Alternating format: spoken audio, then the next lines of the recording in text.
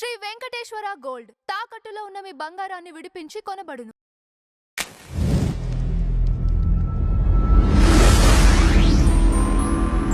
నమస్కారం వంశీ గారు. నమస్తే అన్న. అంబటి రాంబాబు గారికి బెయిల్ వచ్చే అవకాశం ఉంది, కానీ ఇంకా కేసులు పెట్టే అవకాశం ఉందని కూడా సమాచారం. నిజమేనా సార్? వాస్తవంగా మా ఉద్దేశం కాదు అంబటి రాంబాబు గారిని కావచ్చు, లేదంటే వైఎస్ఆర్సీ నాయకులు ఎవరినైనా కానీ మేమేదో వాళ్ళని చెరసాలలో వేయించేసేసి ఎక్కువ రోజులు వాళ్ళని లోపలేసి వాళ్ళని ఇబ్బంది పెట్టాలనేది మా ఉద్దేశం కాదు. ఆ ఉద్దేశాలు ఉంటే ఇన్ని రోజులు ఆగేవాళ్ళం కాదు కదా. ఇన్ని రోజులు ఆగుతామా? 19 నెలలు అయింది మేము అధికారంలోకి వచ్చేసి. అతను మీరు గమనించాలి, కొన్ని రాజకీయపరమైనటువంటి విమర్శలు హద్దు దాటే చేశాడు. రెడ్ బుక్కి నా కుక్క కూడా భయపడదు ఇట్లాంటి మాటలు మాట్లాడినప్పుడు మా వాళ్ళు ఎవరన్నా ఇలా ఆయన ఇంటి మీద దాడి చేయటాలు, ఆయన మీద దాడి చేయటాలు, ఆయన బూతులు తిట్టాలు కావచ్చు, ఏదైనా చేసామా? లేదు కదా. అదొక రాజకీయ విమర్శ, కాకపోతే వాళ్ళ అధికారిక భాషలో చేసినటువంటి రాజకీయ విమర్శ. వాటిని వ్యక్తిగతంగా మార్చేసి మా అధినేత చంద్రబాబు నాయుడు గారిని దూషిస్తే మాత్రం, లాస్ట్ గవర్నమెంట్ వైఎస్ఆర్సీ గవర్నమెంట్ ఉన్నప్పుడు చంద్రబాబు నాయుడు గారు ఒక మాట చెప్పారు, ఈసారి నా కార్యకర్తలు నా మాట కూడా వినరు అని. 19 నెలలు ఆయన మీద ఓపికగా ఉన్నారు. ఇక ఆయన్నే అనేటప్పటికీ మళ్ళీ డెసిషన్ కోసం ఆగలేదు, వెళ్ళి జరగాల్సిన డ్యామేజ్ జరిగింది. అంబటి రాంబాబు గారి ఇల్లు కావచ్చు, అంబటి రాంబాబు గారి మానసిక పరిస్థితి కావచ్చు. నేను భయపడను, కుక్క కూడా భయపడదు అన్నటువంటి వ్యక్తి ఈరోజు వణుకుతా పోలీసుల సమక్షంలో బయటికి రావటం మనం చూసాం. అయితే మా నాయకుడు చంద్రబాబు నాయుడు గారు కూడా దీని మీద తీవ్రంగా బాధపడినటువంటి సందర్భం. ఆయన చెప్పారు క్లియర్గా, వైసీపీ ట్రాప్ ఇదంతా కూడా, ఆ ట్రాప్లో పడద్దు. ఆ ట్రాప్లో ఇన్నాళ్ళు మన వాళ్ళందరూ కూడా చాలా సంయమనంతో ఉన్నారు. మనకు వస్తున్నటువంటి కంపెనీలు, మనం చేస్తున్నటువంటి అభివృద్ధిని తట్టుకోలేనటువంటి వైసీపీ ఇట్లాంటివే చేస్తుంది, ట్రాప్లో పడద్దు అని చెప్పిన తర్వాత పరిస్థితులు అయితే ప్రస్తుతానికి సద్దుమణినే. సరే, రాంబాబు గారు రాజమండ్రి జైల్లో ఉన్నారు. ఆ రాజమండ్రి జైలు నుండి మరి నాకైతే అనిపిస్తూ ఉంది ఏంటి, ఆయన ఒక మాట అన్నాడు సార్, ఆ పదం అన్న తర్వాత, చంద్రబాబు నాయుడు గారు నా పదం అన్న తర్వాత, నా అంతరాత్మ చాలా తప్పు చేసావు రాంబాబు అని చెప్పింది అని నేను అనింది చంద్రబాబు నాయుడు గారిని కాదు అని ఇంకో మాట అన్నాడు. ఇప్పుడు చాలా టైం ఆయనకు ఆయన అంతరాత్మతో ఆయన మాట్లాడుకునే టైం ఇచ్చింది ప్రభుత్వం, కోర్టులు ఇచ్చినాయి ఆయనకు ఆ టైము. ఆయన అంతరాత్మతో ఆయన చాలాసేపు మాట్లాడుకోవచ్చు, ఆయన చేసినటువంటి తప్పులన్నీ అడ్మిట్ అవ్వచ్చు. బయటకు వచ్చినాక మరి ఆయన అంతరాత్మ ఏం చెప్పిందో ఆయన వాళ్ళ అభిమానులకు కావచ్చు, ఆయన రాజకీయ శత్రువులు అయినటువంటి మాకు కావచ్చు, ఆయన అంతరాత్మ ఏం చెప్పిందో చెప్పాలా. గతంలో చేసినటువంటి పనులన్నీ కూడా, ఈ తప్పుడు పనులు చేసావు నువ్వు, నీ అంతరాత్మలో ఇట్లా చెప్పింది అంటే, ఇక ప్రభుత్వం కావచ్చు, కోర్టులు కావచ్చు, చాలా టైం ఇచ్చింది ఆయనకి. ఆయన అంతరాత్మతో ఆయన మాట్లాడుకోవడానికి. పాపం బయట ఉంటే ఏ ఫోన్లు మాట్లాడుతూ బిజీగా ఉంటాడు కదా, అరగంట సేపు ఫోన్లు మాట్లాడుతూ ఉంటాడు ఆయన. ఇక్కడ ఇంకోటి ఇక్కడ ఏంటి, హిందువులకు సంబంధించిన డైవర్షన్ కోసమా ఇదంతా అనుకోవచ్చు సార్? మీరు వారం రోజులు వెనక్కి వెళ్తే విజయసాయి రెడ్డి ఈడీ ఎంక్వైరీ జరిగింది. 22 జనవరి 2026న ఈడీ ఎంక్వైరీ జరిగింది. జరిగి బయటికి రాగానే ఏం చెప్పాడు, ఈరోజు ఆంధ్రప్రదేశ్ రాష్ట్రంలో ఉన్న పరిస్థితులతో 2 పార్టీలు కలిసి పోటీ చేస్తే కనుక మీరు మళ్ళీ అధికారంలోకి వచ్చే ప్రసక్తే లేదు. కూటమి జనసేన, టీడీపీ, బీజేపీ మళ్ళీ కలిసి పోటీ చేస్తే మీరు అధికారంలోకి వచ్చే ప్రసక్తే లేదు. ఆ తర్వాత ఇండైరెక్ట్గా 2 కులాలు కలిసి ఉంటే కూడా మీరు అధికారంలోకి వచ్చే ప్రసక్తే లేదు అని హింట్ ఇచ్చిన 10 రోజులకే 2 ఆప్షన్స్ సార్. ఇక్కడ తిరుపతి లడ్డూలో ఆ సిట్ క్లియర్ రిపోర్ట్ ఇచ్చింది. ఆ సిట్ రిపోర్ట్ని డైవర్ట్ చేయడానికి ఒకటి, విజయసాయి రెడ్డి మాటలు కన్సిడర్ చేసి ఒకటి, జగన్మోహన్ రెడ్డి సెలెక్ట్ చేసుకుంటున్నటువంటి వ్యక్తులు అంబటి రాంబాబు, జోగి రమేష్. అంబటి రాంబాబు వచ్చేసి కాపు కులస్తుడు, జోగి రమేష్ వచ్చేసి బీసీకి చెందినటువంటి వ్యక్తి. వీళ్ళ ఇద్దరినీ గనక కూటమికి వ్యతిరేకంగా లేదంటే వ్యక్తిగతంగా మాట్లాడిస్తే కార్యకర్తలు చెలరేగిపోతారు, స్టేట్ వైడ్ గొడవలు జరుగుతాయి. ఇక్కడ మీకు చిన్నది అడ్డొస్తున్నాను కాదు, ఇప్పుడు మీరు అన్న 2 కులం కార్డుకు సంబంధించింది అసలు వాళ్ళు ఓన్ చేసుకోవట్లేదు వీళ్ళిద్దరిని. అవునవును, అదొకటి నేను చెప్తాను. కాపు సంబంధించి అన్నారు, అసలు వాళ్ళే బయటకు కాపునాడు బహిరంగ లేఖ రాశారు, అసలు మాకు సంబంధం లేదు. దాని గురించి అదే చెప్తానండి. అట్లానే బీసీలకు అవునవునవును గొడవలు జరుగుతాయి. జగన్మోహన్ రెడ్డి ఎక్స్పెక్ట్ చేసిందంటే రాష్ట్ర వ్యాప్తంగా రగిలిపోతారు, గొడవలు జరుగుతాయి, ఇవన్నీ కూడా మనం ఏదైనా చేయొచ్చు అని చెప్పేసి అనుకున్నారు. సరే అధినేత మాట ప్రకారం ఆగి ఉన్నారు. ఆ రోజు గొడవలు జరిగాయి. సరే వెంటనే సార్ అంబటి రాంబాబు ఇంటి మీద గొడవ జరగగానే మొన్నటి వరకు ఏదైనా ప్రెస్ మీట్ కావచ్చు, ఏదైనా వేరే వేరే విషయాల్లో కావచ్చు, వైఎస్ఆర్సీ పార్టీ నేత అంబటి రాంబాబు అని రాసేవారు కాస్త కాపు నేత అంబటి రాంబాబు అయిపోయాడు. కాపు నేత అంబటి రాంబాబు. సరే టార్గెట్ స్టార్ట్ చేశారు. ఇక్కడ మొదలుపెట్టారు. కాపు నేతపై దాడి, కాపు కులంపై దాడి. ఒక కమ్మ వ్యక్తిగా నా ప్రాణమిత్రుడు రామారావు, వాడు కాపు సామాజిక వర్గానికి చెందినవాడు. నేను తిరిగేది మాకు అసలు ఆ సామాజిక వర్గాలని అయ్యని ఇయ్యని అసలు ఆ దరిద్రాలని మాకొద్దు.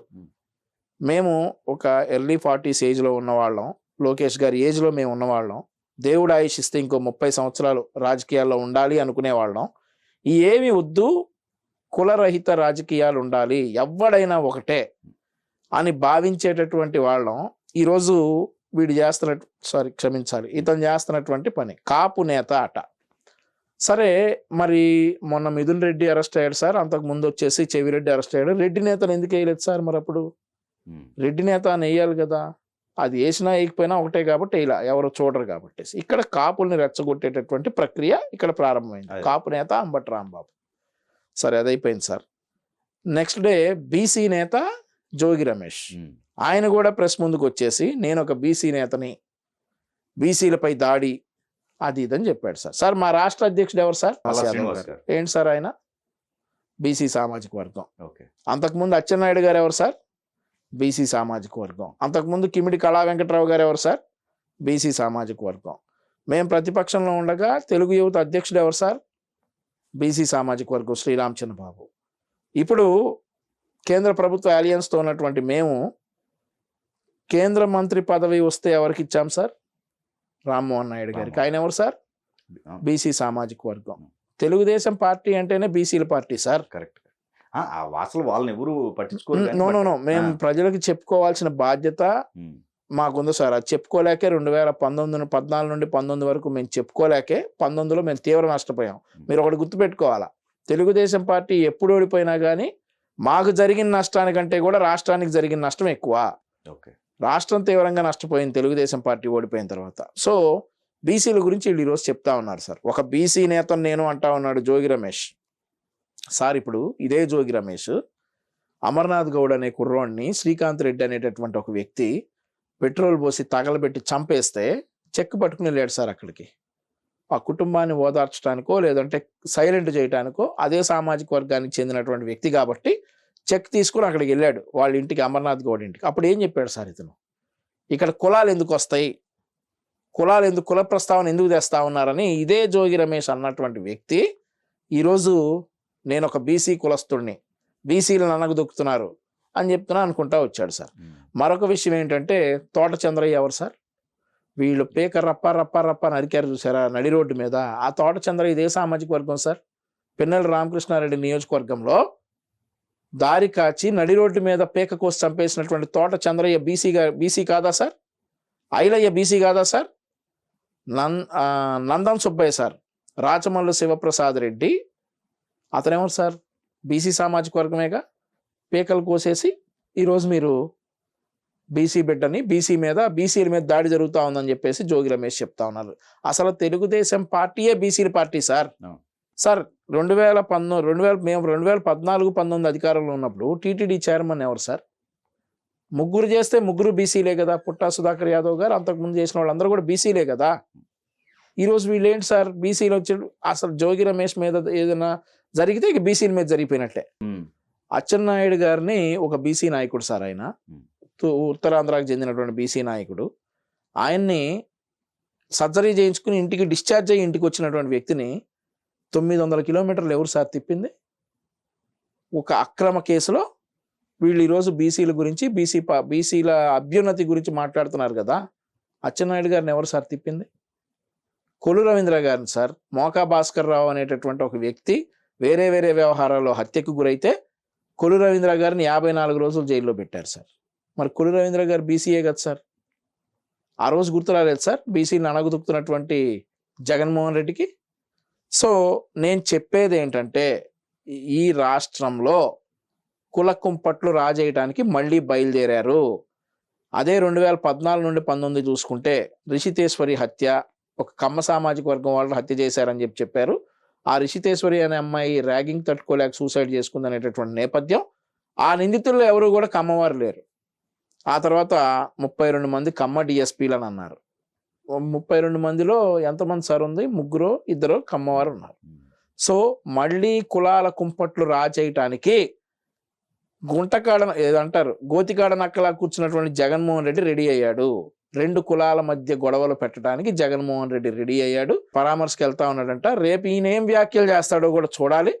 చూసి ప్రజలందరూ కూడా చాలా అప్రమత్తంగా ఉన్నారు. అప్రమత్తంగా ఉండే ఈ భూతం మళ్ళీ రాకూడదని 11 సీట్లు ఇచ్చారు. ఈసారి అవి కూడా రావు. ఇప్పుడు జోగి రమేష్ గారు వ్యాఖ్యలు చూస్తే ఈ 2-3 రోజుల్లో డైరెక్ట్గా అటాకింగ్ అనుకోవచ్చు. ఇప్పుడు అసలు ఒక రకంగా వీళ్ళ గవర్నమెంటే ఉందేమో అన్నట్టుగా అప్పట్లో వ్యాఖ్యలు ఎలా ఉన్నాయో సేమ్ యాస్టీజ్ అనిపిస్తున్నాయి సార్. ఇప్పుడు పిచ్చి కుక్కను కొట్టినట్టు కొడతా ఈ టైప్ ఆఫ్ మాటలు సార్. ఇప్పుడు ఎందుకు ఇలా రెచ్చగొడుతున్నారు? అనదలుచుకుంటే మేము కూడా 100 అంటాం సార్. పిచ్చి కుక్కలు ఈ మాటలన్నీ సార్. ఇప్పుడు అంబటి రాంబాబు అన్న మాటలు మీరు బీపీకండి, లంజా కొడక, నీ అమ్మ మొగుడు, ఇట్లాంటి మాటలు సార్. ఎన్ని నెలలైంది మీరు రాజకీయ నాయకుల నోట్లోంచి ఈ మాటలు వింటాం మానేసి? ఎన్ని నెలలైంది సార్? 19 నెలలైంది ఆగిపోయి. ఈరోజు ఏ నాయకుడు చూసినా ఏఐ వస్తూ ఉంది, గూగుల్ వస్తూ ఉంది, రాజధాని వస్తూ ఉంది, కంపెనీలు వస్తూ ఉన్నాయి, పిల్లలకు ఉద్యోగాలు వస్తూ ఉన్నాయి, మన రాష్ట్రం బాగుపడుతుంది అనేటటువంటి మాటల్లో నుండి సడన్గా ఒక్కసారిగా అధినేతని ఆ మాటలు అనేసరికి ఇక మళ్ళీ మనం ఎక్కడికి వెళ్తా ఉన్నాం అనేసి ఆ ఒక్క రోజు ఏదైతే 30వ తారీఖు 31వ తారీఖు ఇతను వ్యాఖ్యలు చేసిన రోజు మాత్రం అట్టుడికిపోయారు కార్యకర్తలందరూ కూడా. ఆ తర్వాత అధినేత బయటకు వచ్చేసి ఎక్స్ప్లెయిన్ చేయడం జరిగింది. ఇది కంప్లీట్లీ ట్రాప్. ఆ నెయ్యి నుండి బయటకు రాకుండా ఉండటానికి, ఆ విషయాలు బయటికి రాకుండా ఉండటానికి జగన్మోహన్ రెడ్డి కులాల మధ్య గొడవలు పెట్టడానికి ట్రాప్ స్టార్ట్ చేశాడు. దయచేసి ఈ ట్రాప్లో పడద్దు అనేసి. మనం అసలు ఎన్ని నెలలైంది మీరు వాస్తవం మీరు ఒకసారి మీ అంతరాత్మని వీడియో చూస్తున్న వాళ్ళైనా కానీ గతంలో అంబటి రాంబాబు అసెంబ్లీ సాక్షిగా మా అధినేత భార్యనన్నప్పుడు కొడాలి నాని వాడి నోరుకైతే అసలు అదుపు లేదు. ఎన్నిసార్లు అన్నాడో కౌంట్లెస్. వల్లభనేని వంశీ, ద్వారంపూడి చంద్రశేఖర్ రెడ్డి, ఆ తర్వాత మహిళా నాయకురాలు రోజా రాణి అని ఇంకొక ఆవిడ ఎవరో ఉంటుందంట అక్కడ ఆవిడ. ఇట్లాంటి వారందరి బూతులు ఏమైపోయినాయి? 2024లో మ్యూట్ అయిపోయారు కదా. అయితే మళ్ళీ ఆ మాటలంటేనే తెలుగుదేశం పార్టీ వాళ్ళు రెచ్చిపోతారు. ఆ మాటలు మళ్ళీ రావాలి. ఏదైతే అదైంది డూ ఆర్ డై మనకి ఈ సిచ్యువేషన్ అని జగన్మోహన్ రెడ్డి వీళ్ళ నాయకులకి ఇచ్చినటువంటి ఇన్స్ట్రక్షన్స్ అవన్నీ కూడా చంద్రబాబు నాయుడు గారిని వ్యక్తిగతంగా దూషించండి. వ్యక్తిగతంగా దూషించడానికి ఇక్కడ కులాన్ని కూడా కాపు కులాన్ని ఎంచుకున్నాడు. అప్పుడైతేనే 2 కులాల మధ్య గొడవలు అవుతాయి అన్నట్లుగానే అతని ఇంటి మీదకి తెలుగుదేశం శ్రేణులు నిరసన తెలియడానికి వెళ్ళగానే కాపు నేత అయిపోయాడు అంబటి రాంబాబు. అప్పుడు దాకా వైఎస్ఆర్సీ నేత, వెంటనే కాపు నేత అయిపోయాడు, బీసీ నేత అయిపోయాడు. సో ఇలా ప్రజల్ని రెచ్చగొట్టేటటువంటి ప్రయత్నాల్లో ఈ జగన్మోహన్ రెడ్డి ఆరితేరాడు. సార్ ఒక్క క్వశ్చన్ సార్, నాకు ఈ వీడియో చూస్తున్న వాళ్ళు కావచ్చు ఎవరైనా కానీ ఎందుకు ఆ మాట అనాలి సార్ చంద్రబాబు నాయుడు గారిని?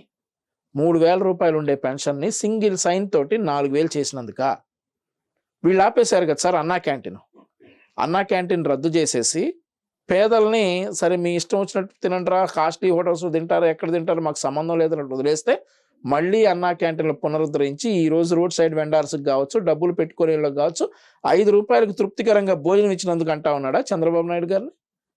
డిఎస్సి సార్, డిఎస్సి నిర్వహించి 16,000 ఉద్యోగాలు ఇచ్చాడు కదా చంద్రబాబు నాయుడు గారు, అందుకంటా ఉన్నాడా?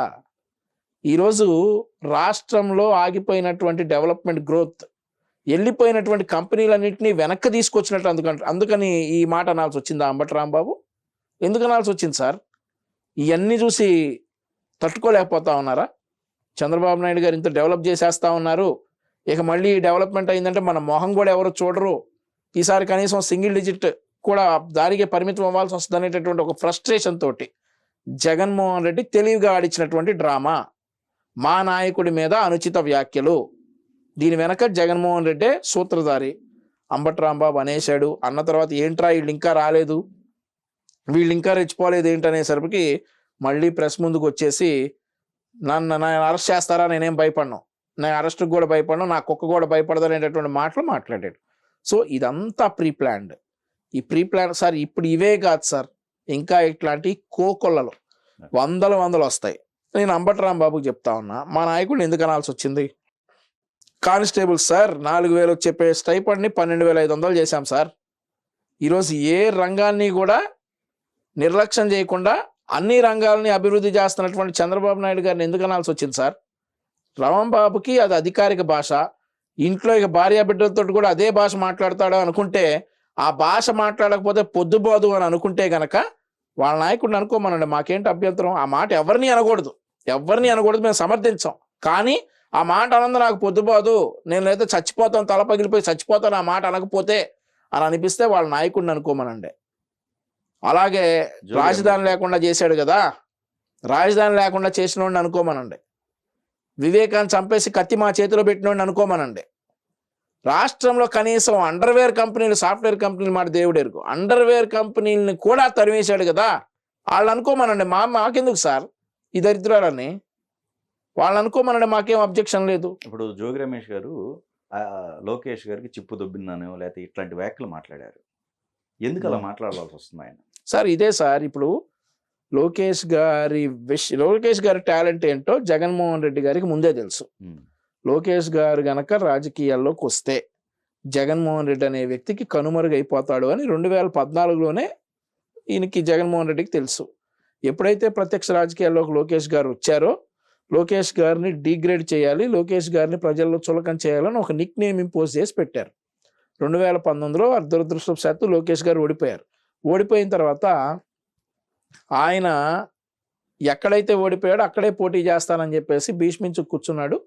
ఆ విధంగానే ప్రతి ఒక్క పోరాటం తెలుగుదేశం పార్టీ ప్రతిపక్షంలో ఉన్నప్పుడు ఒక నేషనల్ జనరల్ సెక్రటరీగా లోకేష్ గారు పోరాడుతున్నటువంటి క్రమంలో మీరు గమనించవచ్చు, రమ్య హత్య కేసు, గుంటూరులో రమ్య అనే అమ్మాయిని చంపేస్తే పరామర్శకు లోకేష్ గారు వస్తా ఉన్నారు అంటే డీజీపీతో సహా అందరు రోడ్డు మీద ఉన్నారు. ఎందుకు సార్? డీజీపీతో సహా అందరు రోడ్డు మీదే ఉన్నారు. గుంటూరు జిల్లా నాయకులందరూ రమ్య ఇంటి దగ్గర ఉండి లోకేష్ గారు పరామర్శించకుండా అడ్డుకున్నటువంటి పరిస్థితి. ఆ తర్వాత మరో ఇన్సిడెంట్ ఏంటంటే, నరసరావుపేటలో అనూష అనే అమ్మాయిని హత్య చేశారు.